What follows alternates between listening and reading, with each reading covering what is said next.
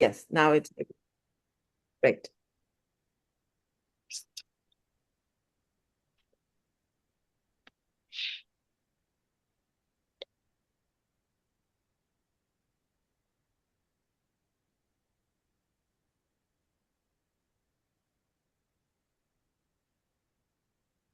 Well, it's a bit weird. It doesn't come up.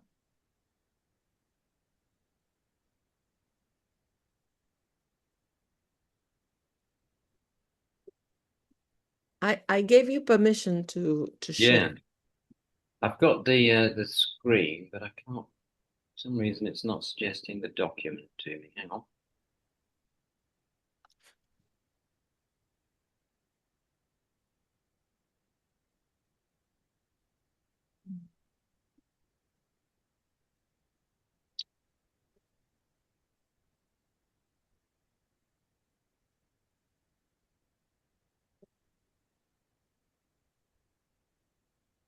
Mentoring article. I have found it. Maybe, no, that's not the article.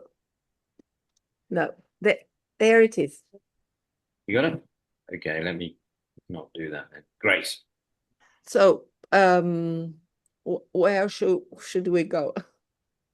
To the Well, end? well, to the beginning of the article, which is after, keep going, keep going. Yeah, Exploring? yeah. So, um, what, what, what I think in relation to what I was saying about, I think we're nearing the end of this process. I think what we need to do now is to kind of go through it and make it shorter. Oh, yes. Mm. Yes. Yes, You know, sure. Yeah, we said last time, I think, if I remember rightly, that depending on the prospective uh, publisher of the mhm, article, then we would know better the word limit or the word mhm, count that we need to. exactly. So what we could do then, if you think this is all right, let we can take a copy of it in its full form, Yes. and then keep that somewhere safe, you know, and then go through it and kind of make it reasonably short without worrying too much about a final word count, but just making sure that I'm looking at the introduction now, that all of this is pretty much gone. you know so I can make that much short. But it's good stuff. It seems to me it's good stuff for the companion, for example. So we shouldn't lose it, and it runs together reasonably well. So I can just have a look overall, if that's okay, at the Yes. whole thing, and then um, come up with a much thinner version of it. Okay. So here, John, you will be in charge of looking at this section. Am I right? Oh, Yeah. So yes, I mean, if you prefer, we can look at us individually, look at the sections that we've written and thin them down. We can certainly do that. Yes, yes. Why don't we do that, in Yeah. fact? So oh, we have a new document, yeah, that we are kind of working on, which will be clean. And then this is the suggestion. I've been in touch with Tony Capstick. great. Uh-huh. So, and he said, well, he said, how's it going? And I said, well, we've got all of the ingredients. It's just a question of putting them together. And he said, well, if you need any help putting them together, he'd be happy to do that. So what I thought was that we could send him the clean version of it, Yes. plus, a little bit of guidance about what we're trying to do, so to contextualize it. And then ask him, a couple of questions, one of which is about, can you edit this for us? Does it make sense? And the second was, where do you think would be the best place for this article? and he Mhm. publishes stuff all the time, and he can tell us, and then from that, we can go to a finite word count, maybe change a little bit the tone or Yeah. whatever it happens to be, Yeah. because there's a big difference, isn't there, between getting it published in Pilgrim's Teacher Trainer Yes. and getting it published in TESOL Quarterly or something like Sure. that. So he'll be able to advise on those two things, and he's ready to help and to kind of help in a way that includes writing, editing, as well as advising. Sure. So is that okay then? So we've got at the end of it, when we come together in a couple of weeks, then we'll have a long full version that looks pretty much as it does now. Once we've solved some of the questions that Sylvia asked at the beginning, and Sylvia just asked now, and we'll have a kind of a slimmed down, tidied up version that basically loses the gump and carries just some key messages. And the key messages, as we've talked about, really are: so what as a group do we think mentoring is? What as a group do we think skills are?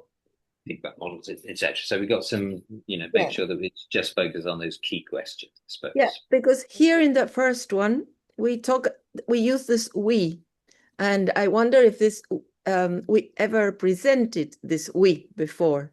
I mean, this is the we in general, but then we talk about the Howtomenta group, right? So maybe this. It's a good point, isn't it? Looking at, and I think that's one thing that Tony will be very good at, looking across the piece. Yes. To be able to make comments like that. So if you mean we in general, yeah, use something different. Say human beings learn by reading books, but then when we start using we, it's our community of practice. Exactly. Exactly. That's a good point. Yeah. Here we followed an initial agenda. Now, how? I mean, there should be a transition between this first reflection on how learning happens and then the us. So I think that probably the connection. I think that it would be a good idea to introduce the fact that this is a community of practice and probably not our names because they will appear somewhere before. And in a forthcoming article, we could narrate, we could express how it is that we work and how we come to the conclusions and the things that we do. But that would be an entirely different article, I think, because if we keep adding things to this one, that's it why. will never get slimmer. That's why. So it is. Yeah. So no, another good point, really. Well, so here we have the introduction. Here, some of these questions we had in mind when we first formed. So this is introduced. Now, then there is a whole section about what we did. Probably that is what we might need to slim down, right? So maybe in the introduction can include more about the Howtomenta group. I don't know. I think that's right. And that's part of the slimming down process, along with transition, as you were talking about, to the flow between different sections as well. That we've got to have something in there that says something about our group, but not as much as we've got. Now, if we just say that we are a community of practice, wouldn't that be enough to, resonate with the readers, or to for the readers to make a connection with, who are the people behind this? Okay, are the people who get together, right, as a community of practice, and then another piece, an entirely different piece on what a community of practice means to us and how we get it going. But just I would mention that we are a community of practice, but I wouldn't personally go into that right now, into the how we got the mentoring going and how I mean, aside from our conclusions and the fact that we had a survey and all that, but I mean, how we come to function and I don't think that that would be of actual essence here, and B, it wouldn't add to the mentoring thing either. I completely agree. And I think the how much information is in there. Well, we don't need probably any more information than something about the community of practice being made up of teacher educators. I mean, you've got to have some sense of who these people were. But beyond that, totally agree. When it happened, what we did together is part of the annex at the moment, isn't it? That's what we said for the companion, that we would include an annex that talked more about the community of practice and how it functioned and how it worked. Yeah, so absolutely. Yeah. So I am writing John in this first part and John here, so you can the two things together. Yeah. Okay. So then comes the definitions and all that. I remember I did this part, so I could go over it and make sure that we get the basic things out of this. We always have this as as a full version, but maybe I could bring it, I mean, slim it down a bit. Yeah. I mean, I think there are two in a sense, two bits to this section that are key. First, it's got to be, it's got to build on literature, hasn't it? It's got to obviously include something around what do other people think, what have other people said. It's got to have something about something that was important for us, and I think it's of interest and generally important. This distinction between statements and characteristics, and that's important. And then, finally, what kind of conclusion we came to about what it is, I think. So it's some sort of balance between those three things, it seems to me. Yeah. Okay. So that's me. Here, because at the end, when you were answering the questions, you asked something about the relationship between mentor and mentee. So I thought that it might come in very handy here when we were talking about a relational and developmental form of professional learning. So I'm asking if this paragraph or something shorter could belong to this subsection, perhaps. I think so, because I think it is part of answering the question, what is mentoring? What does it look like? And I think that includes the relationship between mentor and mentee. So yeah, absolutely. Okay. And that, just before we go on, I was just going to say that one of the things that we can perhaps do to sense check that we've thinned it down and yet retain the key information is that we've got in the conclusion and also at the beginning, we've got 7 or 8 questions. Yes. Yeah. And we might decide that actually we don't really need all of those questions. Maybe it's just 5 or 6 or something. Or maybe we do, and we'll write less, if you see what I mean. So we've got a sense check at the end there. At the end of reading the article, does the reader know what we think mentoring is? There are 2 questions, one related to the learning outcomes, and I ask you what learning outcomes, and then the one of a teacher development. I included something about the teacher development, but I don't know if this should be part of this paper. Anyway, And it is there. It will be there in case we need it for a future article. But well, I don't. I think that among the questions, this question of the relationship between mentor and mentee is necessary. So that's why I placed it here. Okay, so that would be just on those 2 points. Then I think that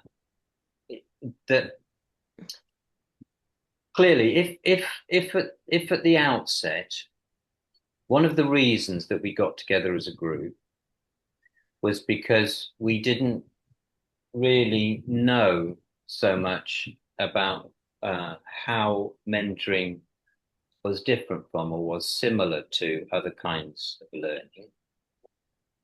And if as part of that, we're thinking, well, training might be good for a certain kind of skill or a certain kind of person, or that in all of this, we've got this question, haven't we? What is it? I think that belongs in there in the article kind of superficially. But I think the discussion about contrast with other kinds of learning is a detailed thing for the companion. Is it more useful in relation to certain kinds of learning outcomes than other kinds of learning? I think that's the question. And the other question, what was it again? Here I go all the way down to the questions, and I'll show you your list here. Let me write. I like putting things all together so that I can see everything. So what kind of mentoring, what kind of learning is mentoring? Yes, we have covered. How does it compare and contrast with other learnings? And I wrote, I believe that now there is a whole section. Remember that Rabia and Liz worked on this. So now we have a section. Does it lend itself to certain this? I don't know what you mean about when you say, does it lend itself to certain learning outcomes in particular? Yeah, so what I mean is that if you wanted to learn to drive, then you can't really do it on your own. But you mean the mentor, or does it lead to learning in the mentee? You might need an instructor, right? Somebody who tells you what to do. Change gear now. Yeah. But well, it's not necessarily the same as a mentor. So it's a really, really important question, but I think it belongs in detail in the companion. But it's great that we've got it. And it was question number 8. When we got together as a group, one of the things that I think we were interested in is, well, how do you get better as a mentor?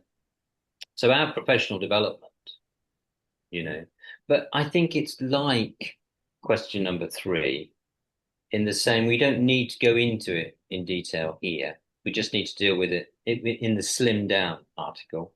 We just need to reference it and then go into detail. Well, I wrote something on page 47. I included developing as a mentor. Our experience suggests that becoming an effective mentor is not simply a matter of acquiring a set of techniques or learning to apply a particular framework. Mentor development is sustained, practice-based, and reflective. It occurs when mentoring others and experiencing the mentee role, examining evidence, blah, blah, blah. So the community of practice did this, that, and the other, what we did, and what mentor development involves, and a list of learning outcomes. Now, these learning outcomes come out of what we discussed when we were mentoring or when we were mentored. What I added is that what Sylvia and I have written for this article that never appeared in June. Was it June, Sylvia? That we Yeah, did? it got mislaid, Yeah, and it not got mislaid. and so apparently it will come out in the next issue. Because what we discovered when we trained the mentors following the British Council course was that although we did all this, there was need for more practicum. There was need for more actual doing, as we did here. And so in the course that we designed, we included practicum. We paired the trainees up to be mentor and mentee, very much like we did here.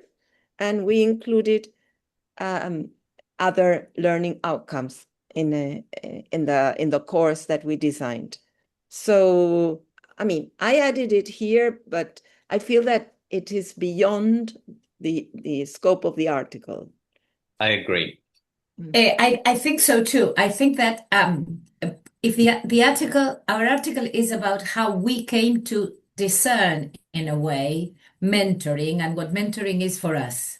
Now, what a good mentor is, then that might be the substance of another article based on what we discovered. But I mean, not everything together, because this is about not the mentor and how to be an effective mentor, but how we came to understand the idea of mentoring. And then, of course, because we learned to understand this relationship, then we started thinking about what it took for a mentor to be an effective mentor. So that would be like a spin-off, I think. Yeah, agreed. Absolutely agreed. And I think when I said the superficial reference to mentor professional development, it's like that, isn't it? I think that we deal with it in the article. We say, so, for example, having kind of got a consensus around, the really important attributes, skills, clearly that has an impact on how professional development of mentoring is pursued, full stop kind of thing. And then for the companion, for another article, then that's where we go into detail about, for example, contents of a mentor development program. Absolutely. It got mislaid, Sylvia. I love your code. That's fantastic. Yeah, poor Phil. He forgot. He apologized. He forgot we had got there with there's been a misunderstanding, when somebody lies to you or something. Yeah. The good thing is that I insisted so much that Phil would read Janet's article, that Janet's article was published. Well, anyway, so I think that if we consider these questions, well, some questions will be answered and others might be are replied in a more superficial manner. So maybe we can just say something like this. I would say other questions might be hinted at and then developed later on. That's right. And I think that we can make that what you just said, Sylvia, explicit in the conclusion, I think, really. So to say something, so what stems from this then? Well, for example, in relation to question number 3 or whatever it was, choosing mentoring as opposed to training as a way of learning something, that's something that we want to look at in a bit more detail. Are there particular kinds of knowledge or skill that you want to acquire that are best acquired through mentoring or best acquired by learning yourself? I think that's one thing that we can say in the conclusion as an open question, and we're interested. And the same about professional development of mentors as well, that now that we've got a consensus around what it is, what skills you need, that kind of thing, clearly the next step is to look at how to help people become better mentors. But we do and I need... think that... Sorry. Yeah. Go ahead, John. We do need to reference these questions superficially, it seems to me, because I think they correspond to something that we had in mind at the beginning, Yes. that kind of prompted, because your questions, Sylvia, are about why mentoring, why now, why us, kind of thing. Well, we wanted to get better at it, wanted to know more about it. So, there's got to have something of that in the articles. Mhm. So I was thinking that if a reader, I mean, reads the article to because they don't know anything about mentoring, and they begin to get into this professional path. They might end. I mean, the idea would be for them to end the reading with some sort of idea about mentoring based on our experience.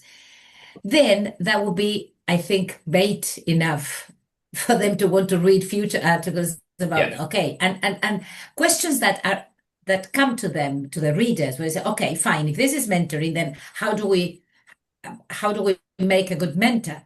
Yeah. And then you know Yeah, I think that's right. I mean, I think that's a really nice way of looking at things in a way. We could say, look, through the article, we've answered these 5 questions.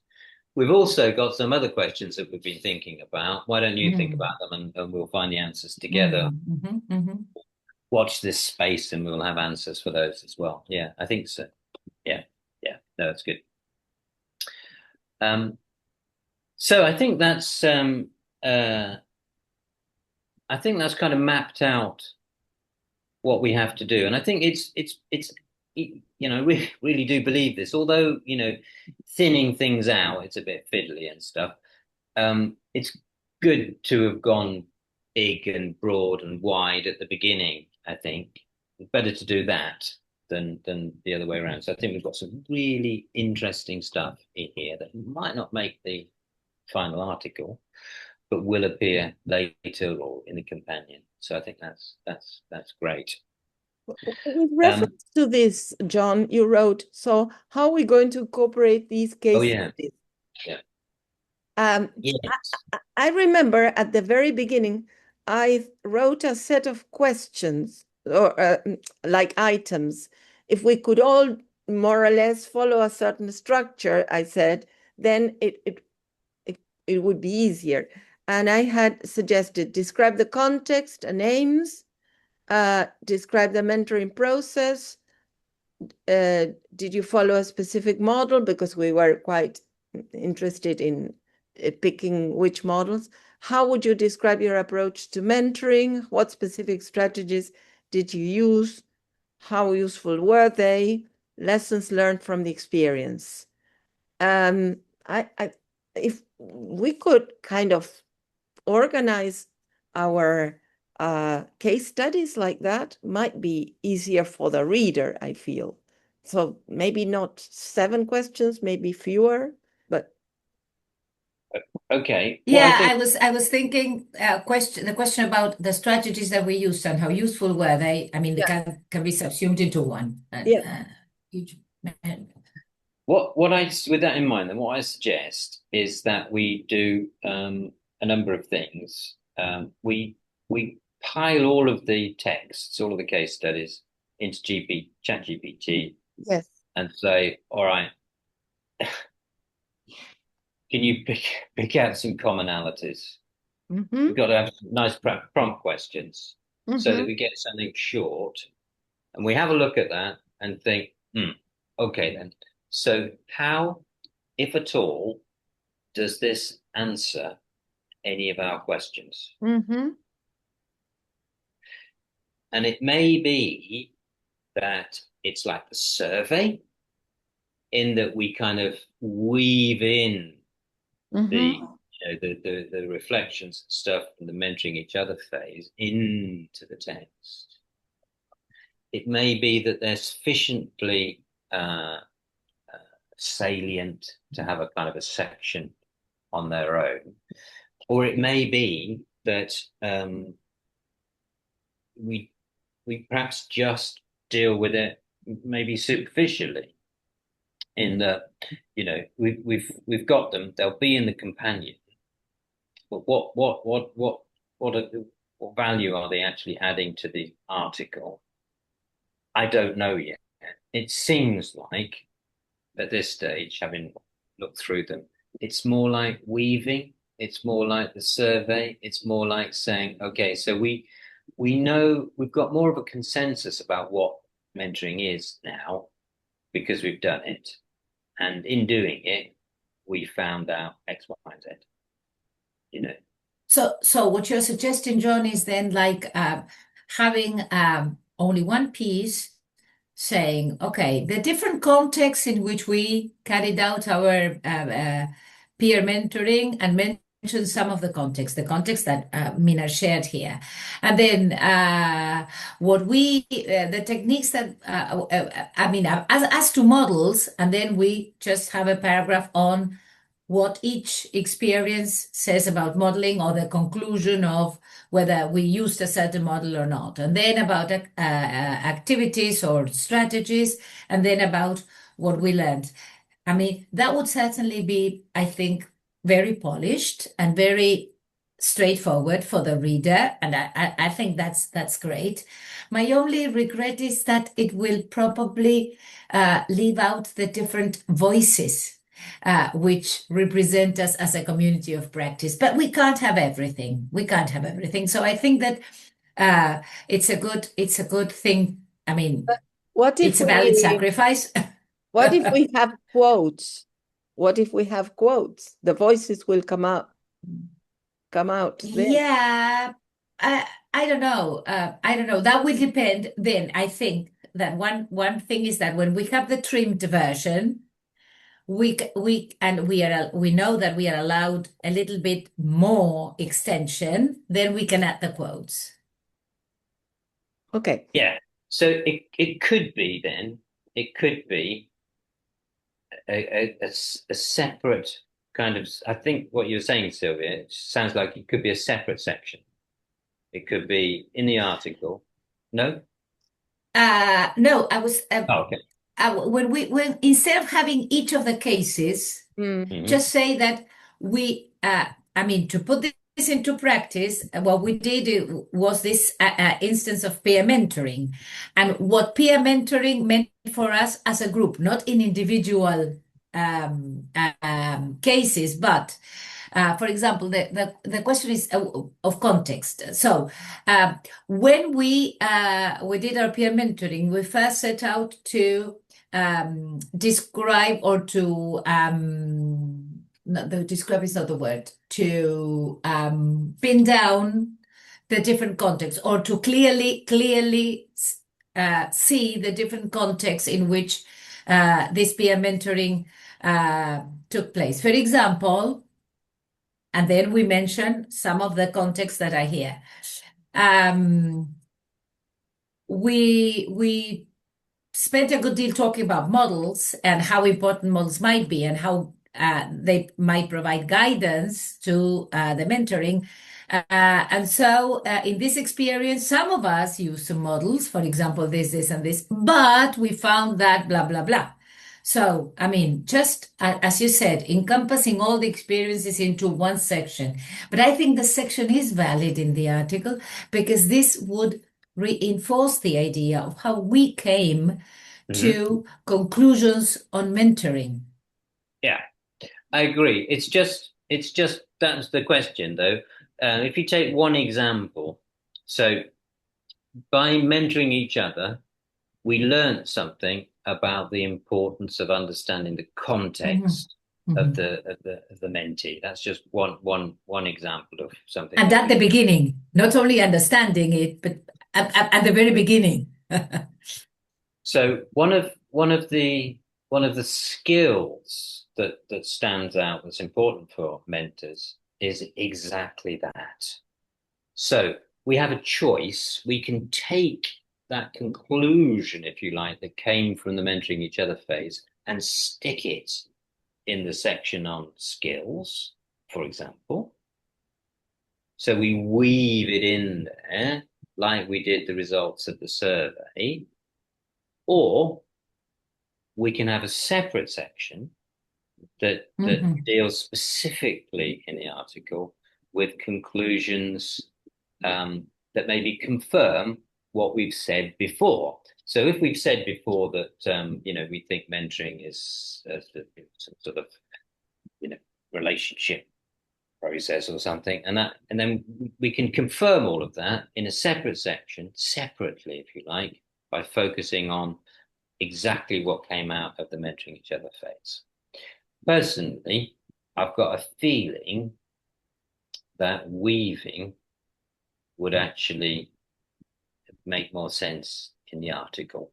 But one thing is absolutely certain, it seems to me, is but the last thing you just said, Sylvia, is that it has to be in there. It's a really, really significant part of what we did. Yeah. And on the point, Sylvia, are about, okay, so quotes, that's the same approach we took with the survey, isn't it, to some extent? That we picked out things that we thought would support what we were saying about definitions, what we were saying about models. So we could do exactly the same thing, and some quotes might well emerge that are really significant and really, really important. And in a way, we would need to explain this as we explained the survey. I mean, what we did somewhere before. Exactly. Yeah. And in a way, I think, it makes kind of sense from an academic rigor point of view as well, in that it's a kind of it's a source of data that we've mined to come to our conclusions. So we asked people in the survey, and also we did things ourselves and reflected on it, and we looked at those reflections and analyzed it, examined it, So we would be just hinting, I mean, letting them see, if they read between the lines, how we worked as a community of practice, because that's how we worked. Yeah. And I think that if it's a peer-reviewed journal, it's kind of approaching in our own sort of amateurish way, I suppose. It's kind of approaching triangulation to some extent. We looked at the literature, we talked about it ourselves, we had a survey, and also we did it ourselves and analysed the reflection on that. That seems nice and reasonably robust. The survey came after we have done all this. So we will find a lot of beliefs and assumptions in the survey, which actually came out from our experience as mentors and mentees. Also, yeah. And I think one of the things that, you talk about hinting and reading between the lines, one of the things that I suppose one of the messages that we want to kind of convey in relation to how we worked as a community of practice is about developing our understanding over time.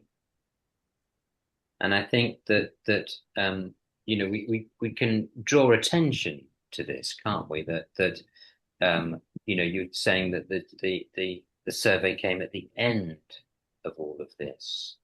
There was a chronology to thinking and doing. So that in itself is quite interesting, isn't it?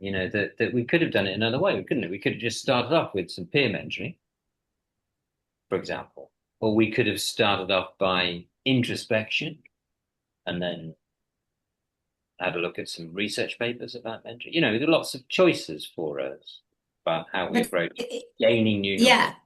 Yeah, but if we had had the survey at the beginning, then we would have just answered about what we thought. I mean, our assumptions, what we assumed mentoring was, because we came together to explore this idea of mentoring. Like, I mean, as if we just were not very sure what it was about, and it would have been, I don't know that it would have been actually what we thought about mentoring or what we really believed, but about what we assumed, which is very different. So I think that the survey at the end is much more representative of the what we want to share in the article. That is our Growth. what we learned. I mean,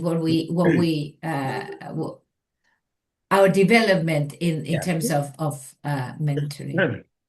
Yeah, and that's right. We're not obliged to show the extent of the change, are we? Or the nature of the change. I think we're kind of obliged to say that we have changed, and that itself is enough.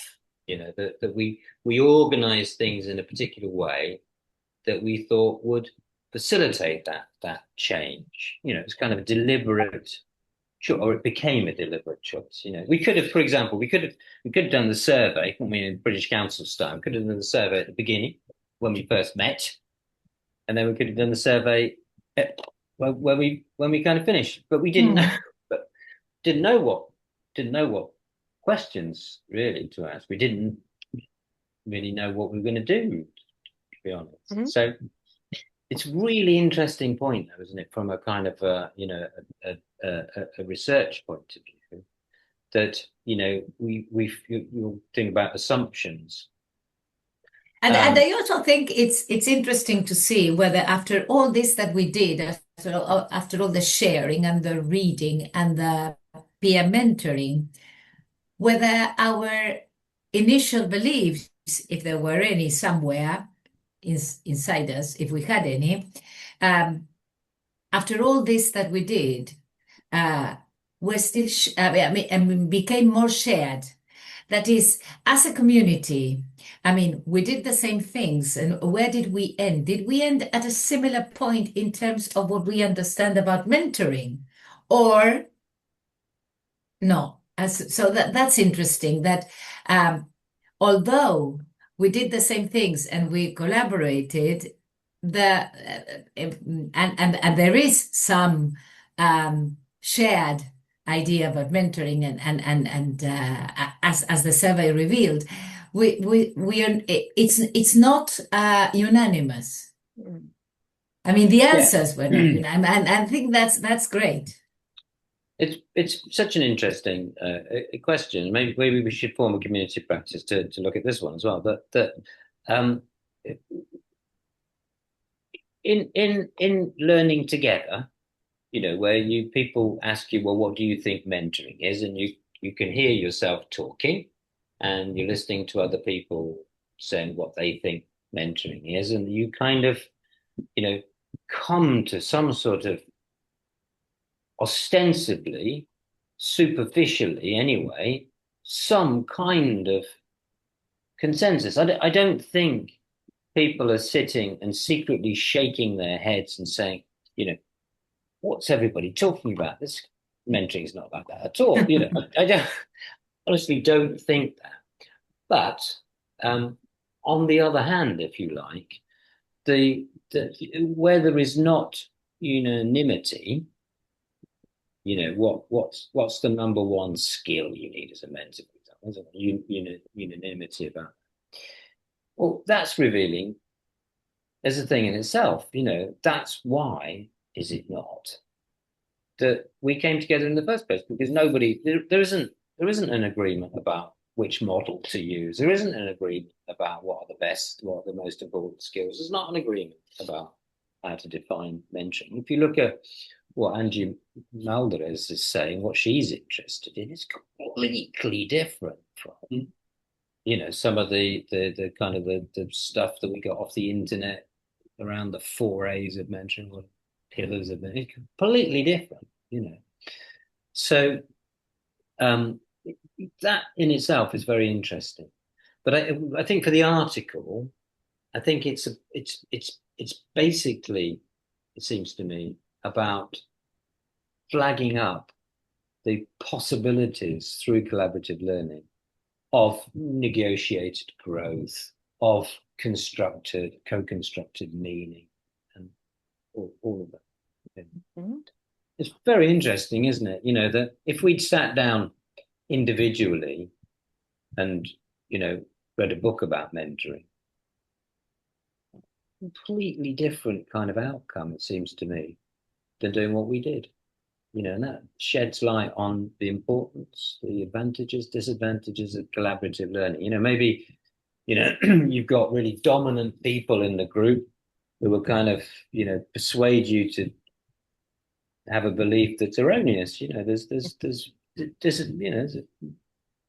you've got 5 people agreeing, and it's like mass hysteria. It's all sorts of interesting things around that is why whenever I set out to learn something new, I call Sylvia, or I just try to get somebody. Now, I went back to my boss at the ministry because I want to write a paper on the project we did on AI in primary school. Said, please, let's get together. I do the writing, but I need someone to talk about this. And I mean, I can't imagine developing an idea or a new concept, or coming to conclusions without co-construction.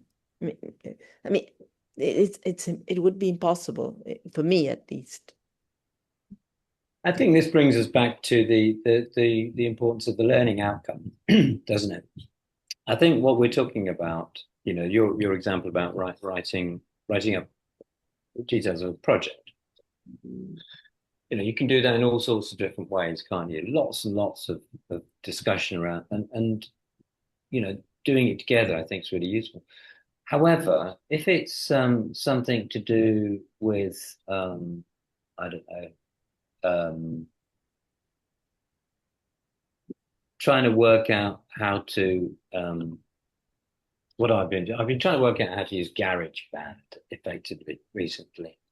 So I can see that if I ring up my friend who uses it all the time, it could be a really good thing in that it will save me hours, or it could be a really bad thing because, we get involved in some discussion that's got nothing to do with GarageBand, or that it just reflects his particular interests, or, so it kind of, there's a space, isn't there, for trying to work stuff out on your own, or get to a certain stage with your learning before you start sharing or discussing, So that's why I think that horses for courses, mentoring versus training, mentoring versus coaching, learning on your own versus learning with others is really, really, it's all about being a human.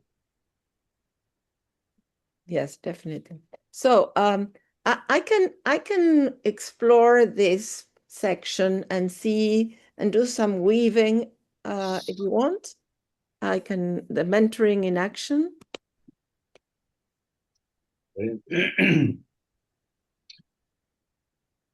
I will.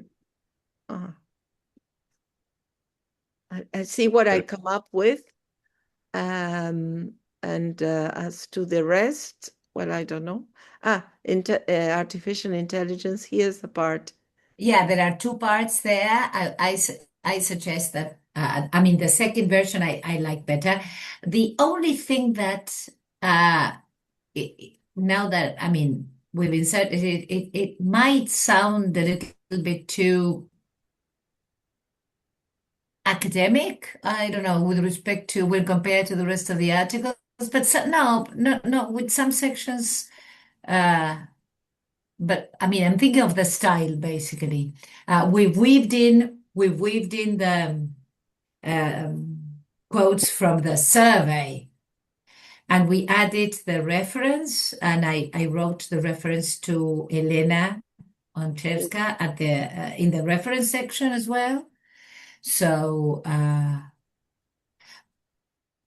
but if we want us to trim it, we can make that even shorter, I think. That would depend on the final length.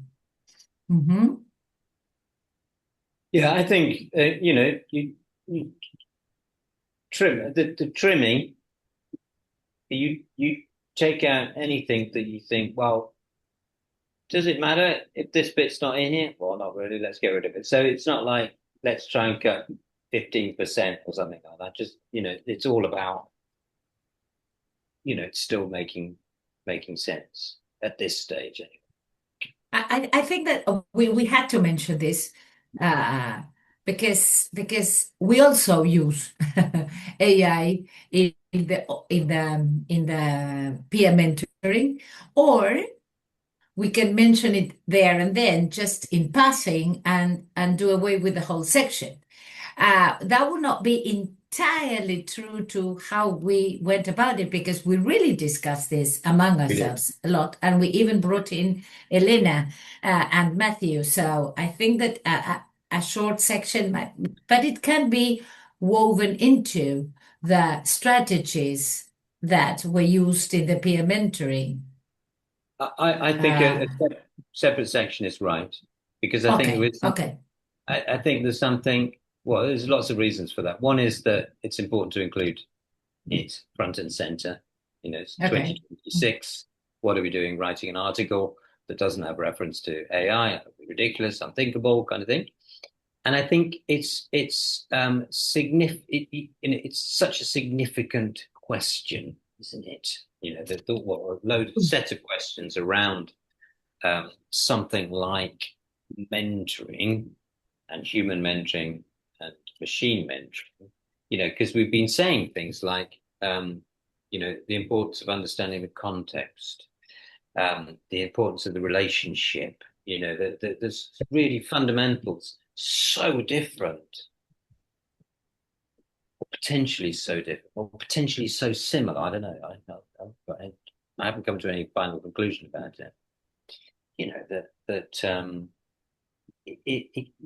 That machines can't be ethempathetic, or can they? They can pretend to be empathetic. Well, if you can pretend to be empathetic, if you're not naturally an empathetic person, you can learn how to. So there's all sorts of things that stem from it. So many, in fact, that it seems like it deserves a Like section. I think the consensus would be that it can be faster, but not necessarily better. Yeah, right. I had such an interesting conversation the other day with the Google AI tool. It was brilliant. I felt so happy afterwards because it was so complimentary. Wow, that's amazing.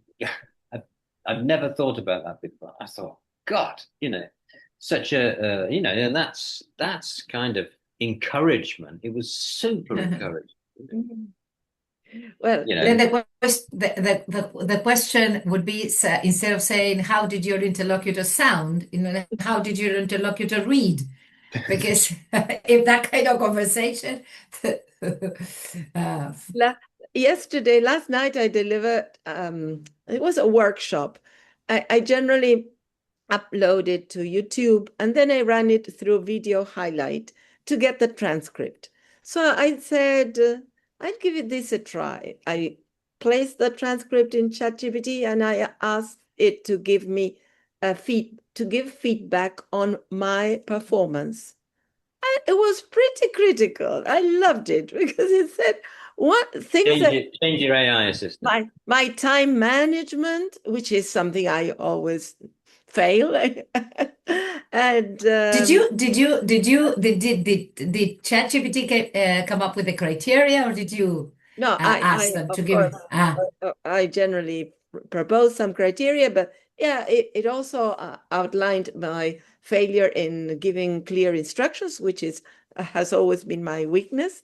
So I said, okay, all right, I'll have to do something about this. So, but I mean, it's fun. I took this as a fun activity. I wouldn't say that we can have a machine observers.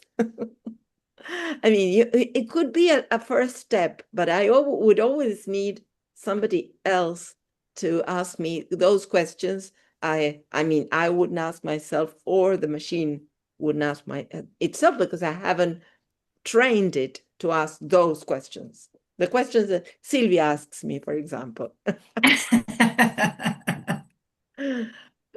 So, I mean, yeah, okay. Okay, so I was just going to say, just so one very practical question then. Are you okay, maybe Sylvia, I always get very worried about doing this. Are you okay to just duplicate and rename Okay.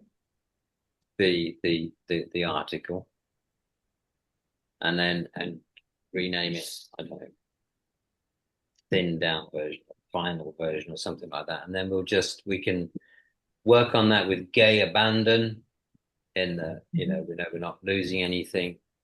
Right. Will that be okay? This one is, we will not touch it any longer. Now we will start fumbling around with the other one. Okay. Yeah. Yeah. So what shall we call the other one? Because it won't be the final version. It will be first draft for publication, first draft. No, I think that this could be the sort of foundational paper, and then the other one would be the working version. I don't know, but Okay. So just to agree on the names. is it possible? Is it possible for us to? I mean, is there the possibility that nobody else can go back to this article and add anything, but only in the new version? Like how to freeze it? Is it possible?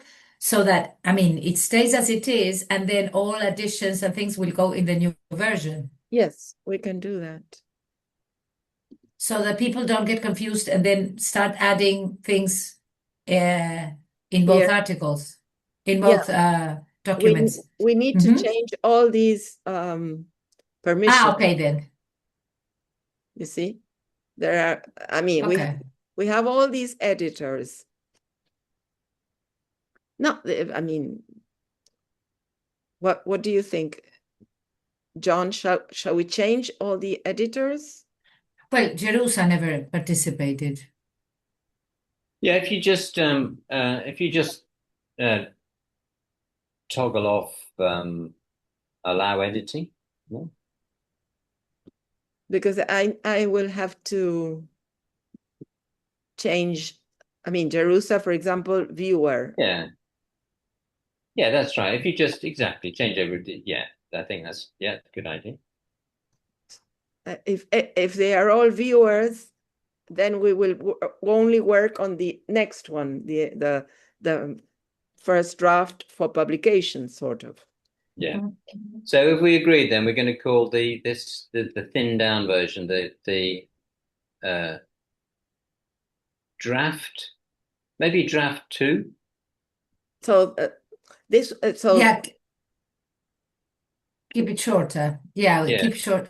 Just a name that people will easily recall, I think. Yeah, I like what Silver L said, calling the article the sort of the foundation one. I think that's quite nice. Okay. But the new one that we're going to work on from now on, we call that.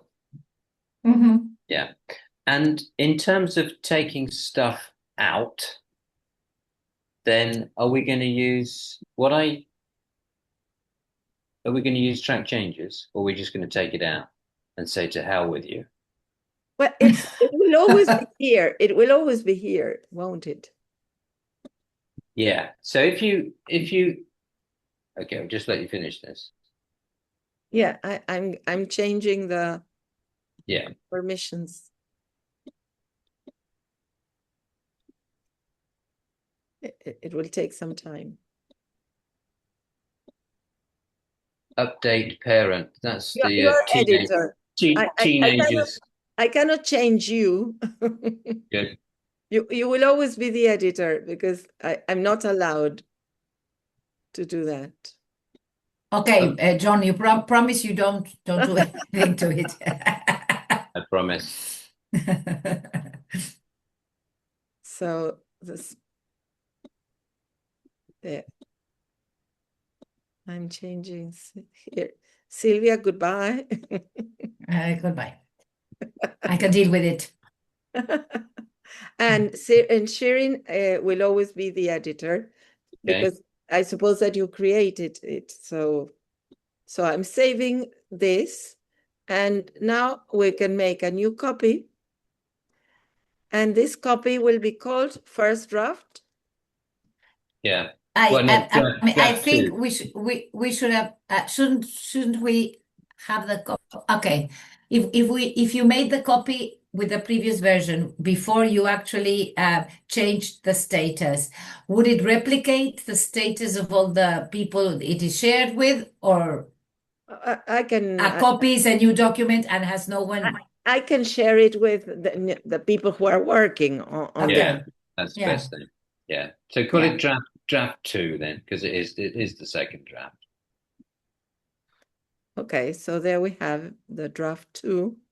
And so we can already start cleaning here, this part.